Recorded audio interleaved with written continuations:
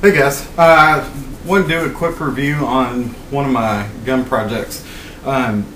This is a Mauser 98 military action. The purpose of this project was I wanted to build a sub MOA gun, and you know, a lot of people said it can't be done with a Mauser 98, and bam, I did it. So I just want to go over what I've done to it and share my experiences with building one. Like I said, this is a Mauser 98 military action, and what I did was this. I bought the receiver and bolt because that was just going to be the base for everything. I filed down the hump on the rear. This is an EGW one-piece Picatinny rail with Badger Ordnance rings.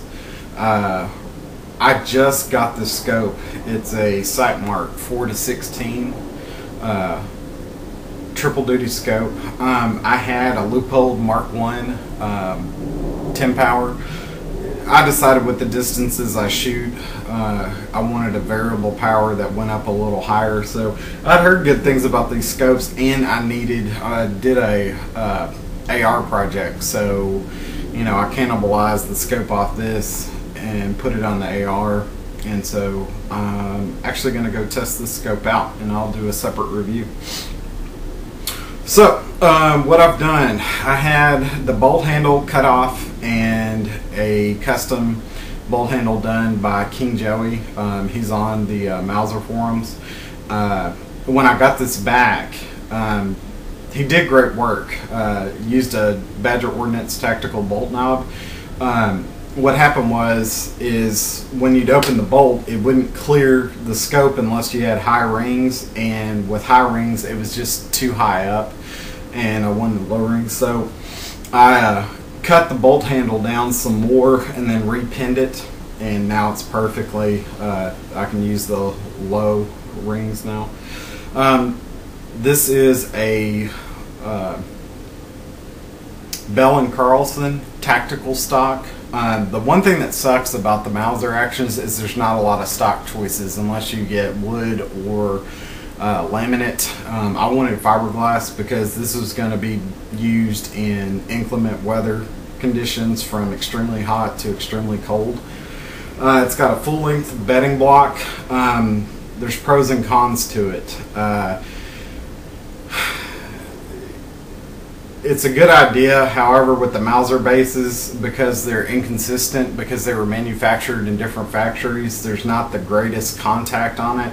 So what I ended up doing, I free floated, because this comes for a standard barrel and I have a heavy barrel on it. So I free floated and went over the barrel channel to give it more room, because what I ended up doing was bedding the entire action on top of the bedding block. So what I did was I put 2 layers of duct tape on the barrel and then bedded it, and now it's solid and in there. I have a bold trigger with safety. It's set at 3.5 pounds, and if you're doing a Mauser project, I highly recommend bolt triggers. They break like glass. There's no over travel, no creep. It breaks instantly. It's great. I'm using a commercial hinged trigger guard that pops out like that. I had this chambered in 308. I shoot match grade hand loaded ammunition. I use the Sierra Match King 175 grain bullet. The Mauser action is quote unquote a long action, and I had gotten one of the short action conversion kits, and I had a lot of problems with it. The polymer block that fills in the magazine, I had to cut it and cut it and cut it until I got it the right length. And then it came with a really short follower, which is more for if you're doing a short action like a 223 or 22-250. For the 308, it just wouldn't work. So I pulled it all out and put the commercial or the military 8mm follower back in. Ended up working just fine. So that's what I'm rocking there. The barrel is a Douglas, I think it's number 7 contour. I had the barrel work done by Skaggs Gunsmithing. He does really great Mauser work, and he came highly recommended. And so I had him thread the barrel, true the receiver face, lap the bolt lugs. The barrel I had done at just under 25 inches. The crown is a stepped crown. It's a 45 degree to an 11 degree, and I had him take it down to a 90 thousandths depth like the Marine M40A1 and M40A3, so that way there's some protection for the crown where the bullet actually leaves. I have a Carlson adjustable cheek rest. These are great. You know, for under 60 bucks, you can have an adjustable cheek rest on any rifle that you're able to drill through the stock. So it's real easy to install. It's bulletproof. I highly recommend them.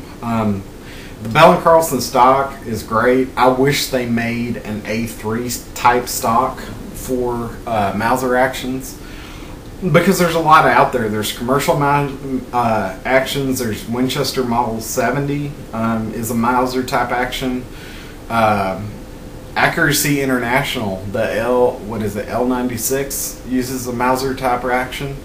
They're out there. You know, I know there's different ones, and there's enough guys doing stuff with old military Mauser actions that, you know, it'd be great if a stock company would make an A3 type stock, because that's actually the stock I prefer. You know, even Macmillan, well, they make the stocks, but you know, they're all for Remington 700s, and the only Mauser stock they make is the A1 type stock like I've got. So there's that. So all in all, it's a sub MOA gun. I took this out the first day when I got it completed. Hadn't even tested my hand loads yet, and shot a sub MOA group. Now that it's dialed in, I can clover leaf and do same hole all day. It's not a problem. I love this gun. Oh, I also had the bluing done by my friend Charles at Bullards Gunsmithing. He did an excellent job. I mean, this is my go-to gun, guys. I've shot this in 105 degree weather. I've shot this in 20 degree weather, sleeting. It's never failed on me. It stays accurate. I keep an accurate data book with every shot fired, so I know how it's going to function. I'm anxious to get out and test the scope, and like I said, I'll be doing a separate review on it. So that's my Mauser project. Hope you enjoyed it. If any of you guys are interested in doing anything with a Mauser, let me know. I'll be glad to answer any questions. And as always, please subscribe.